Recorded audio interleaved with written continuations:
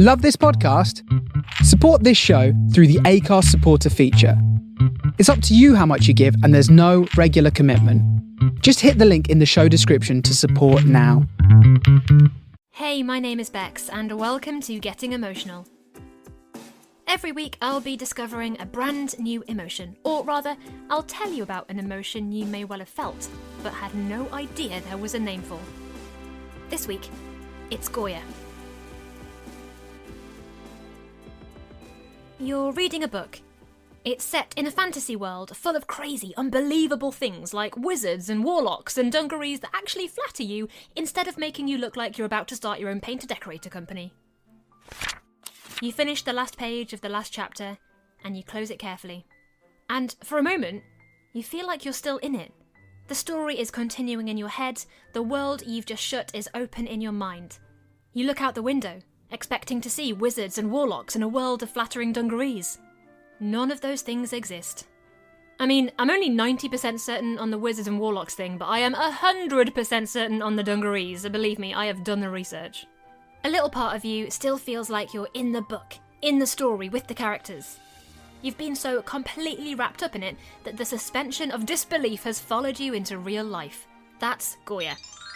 The word comes from Urdu, which is mostly spoken in the South Asian region. And I wanted to get a bit more context. It will probably come as absolutely no surprise to you that I am not fluent in any language other than English, and even then it's kind of touch and go. So I decided to research the word a bit more.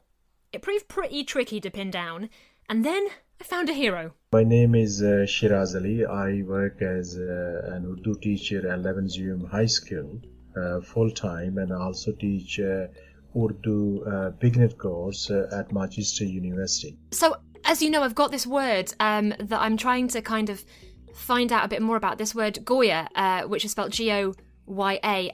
Do you have any advice for me on what this word actually means? Well, if we say Goya, Goya is in Urdu, it can be perceived in a variety of ways because there is a Goya and there is Goya. So Goya is a singer, but the word we are talking at the moment is Goya. It's like Persian, and Goya is well spoken, very talkative. If it is used in that context, otherwise its mean is therefore, probably, apparently, clearly, and all those go back to the word Goya. Oh wow, so there are lots of kind of different meanings of this one word then. It's kind of come from different places. Yeah. So it's interesting because the definition I found of this word, it kind of can relate back to what you said, but it was the feeling of being completely absorbed in a storyline. Do you think that's come from when you said somebody who's a good talker? Yes, it is, because it also means is a talker.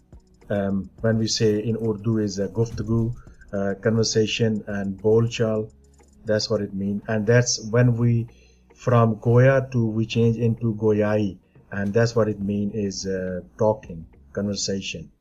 I asked Sheraz how the word had come to mean what I'd found it to, and he told me that sometimes translations mean that origins get lost, meanings get changed from what they originally were. I was also just super grateful to find him, because I'd been going down a bit of a Google rabbit hole, and he was able to explain so much to me. There is a saying in Persian, Goim mushkil wagarna goim mushkil.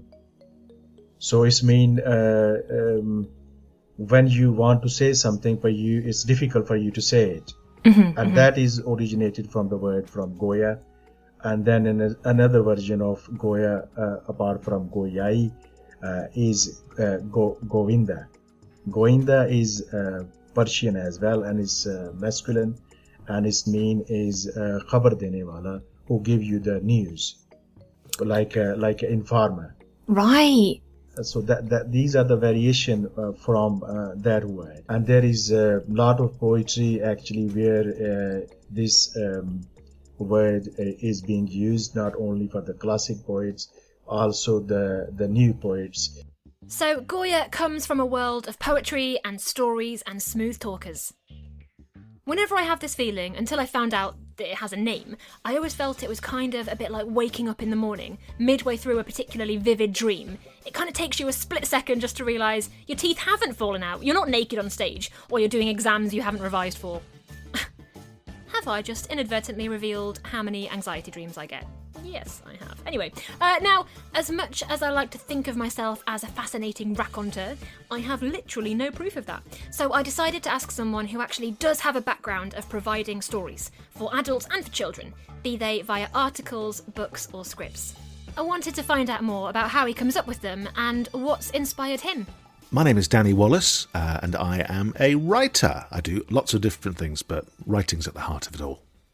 Which is handy for this podcast and for this emotion, because it's all about storytelling, and you are well known as an incredible storyteller, Danny. Can you tell me, how do you make your reader kind of feel like they're immersing themselves into your world? Well, I've always tried to make friends with the reader, and I've always tried to kind of get them on side. In the way that I would if I was sitting down with them in a restaurant or a cafe or something. And I suppose the way I've done that is traditionally I tend to write like I speak, but every now and again a bit posher. So I'll whack a posh word in there because then it makes you a writer. But the rest of the time I'm telling you the story in the way that I would want the story to be told to me. And you I suppose you want to hold their interest, and you want to kind of give it twists and turns, and you want to give it a few laughs where you can. And I remember that feeling as a kid, and later on as I got older and got into older fiction, of just feeling like you're in safe hands, and like the storyteller, whether it's in the first person or whether they're just in the third person, it feels like they're with you and you feel like you're in their world, and that's the moment I think that they've grabbed you. So you feel like you have to be kind of a relatable or a personable kind of storyteller? I think that maybe you don't have to be relatable. Maybe you just have to be in control of the story, right. And it has to feel like it's going somewhere, and there's a story to be told. And a lot of that is confidence, I suppose, and trust from the reader as well, because you're just like, I don't want this to end. I always remember, when you get to the final third of a book, you're excited because your questions are going to be answered. But also, as the pages disappear, you start to feel a bit sad. You slow down. You savor it more because you want it to last, and that's when the other point where you're really in the grip of the book. Do you think books are the best way of being immersed in a story, or do you think kind of radio plays or films or TV shows, is there a particular type of storytelling that you reckon kind of works the best? I think that books are the most personal experience that you can have. In terms of communicating generally, it's always been about writing, and then it's been about radio, and those for me are the best. And I suppose it's because it's about the voice, right? So if you're listening to someone on the radio that you really like and they're maybe telling a story, it's the way they do it, and it's the voice you've gotten used to, and the style. And the same is true of that single voice you normally get when you're being told a story, on the page. And again, that goes back to the confidence and perhaps the relatability. But yeah, it's storytelling in its purest form. Do you know what I mean? Yeah, sure. Do you find it easier to write those kind of stories, those immersive stories for kids or for adults? Because obviously you write both types of books. I think that they're both fun to do when it's going well. And you can really enjoy yourself doing it. And I think that you can take more risks with kids, but you really want the kid to have a great time. So you're perhaps a little bit more puppy doggish in your in your desire for them to have a great time, because it feels like a real responsibility. Whereas with grown-ups, you can kind of go, well, look, this is the story, like it or not. And I hope you do, but this is the story. And probably that's what makes it work as well, because it is that kind of confidence in it of just going, right, it starts here. Now this has happened, which is unusual and hopefully has hooked you in. And it's these people, and here's some others, and you sort of build it that way. You can drop things in as and when you feel it's the right time. With a kid's book, you sort of feel like you want to, if it's something like I do, which is hopefully a funny, exciting, fast-paced book, you just get straight in there, as you would with a kid, and you just talk to them and go, right, there's all this mad stuff going on. Here it all is, and here's another, and you keep it short and sharp. There's more space to tell a story, obviously, with the grown-up books. I always nearly say adult books, and that's not what they are. Yeah, so do I, actually. Is there an author or a writer that you particularly felt like whenever you read them that you are immersed in their world? I've always found, like when I was growing up, and I was somehow allowed to read Stephen King books. Wow. And not as like a 5-year-old, but as probably about 11 or 12. I don't think Mum really knew what she was giving me. I think that she just thought it's a book, and because he is such a world builder, and he can really make you understand what a character is thinking or doing, and because it was scary, and you love being a little more scared than you're comfortable with as a kid. Those were books that really gripped me and held me, and I went through that same thing of, I don't want this to end. And before that, I loved Roald Dahl, I loved P.G. Wodehouse, just because it was just so incredibly funny and ludicrous and clever, and I could never work out how this guy had managed to write like over 100 books. And then I think I read that he was like 100 when he passed away. So I thought, oh, well, yeah, I can see that now. he had a decent amount of time to do it all in. But also, just that joy of reading, going back to the first things I would read, like the Beano.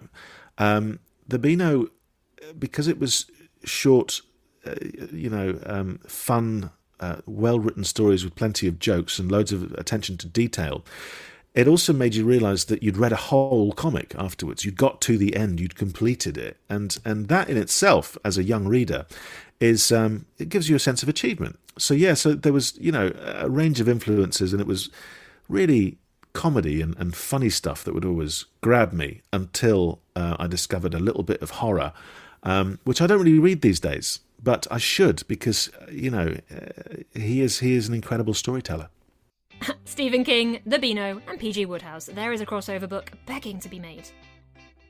I would point out that Goya doesn't just apply to books. I reckon it could be films, video games, even radio plays, like Danny said. Anything that sucks you into its world and spits you back out, bleary-eyed and questioning what's real and what's taken place in your imagination. For example, I have binge-watched so much of The Office during lockdown, I genuinely thought I worked for Dunder Mifflin for a little while. I think Danny's right. I think it all depends on the voice and the confidence of the storyteller. This is one of those magical feelings that I can imagine creeping its way into my daily usage. Stuff like, oh, that film, it gave me a real sense of Goya. Or, I finished the book and immediately forgot about it, no Goya at all. And hopefully, one day someone will listen to my podcasts and say, getting emotional. Oh yeah, Bex created such a sense of Goya. And I will be able to sleep easy. Hopefully, with no dreams about falling teeth, being on stage, or taking exams. This was Getting Emotional, and that was Goya. Big thank you to Sheraz Ali and Danny Wallace for helping me understand the history of the emotion and the way it makes us feel. If you've enjoyed the show, thank you so much for listening. Please do rate, review, follow it wherever it is you get your podcast from, and find me on Twitter @GetEmotionalPod. Bye!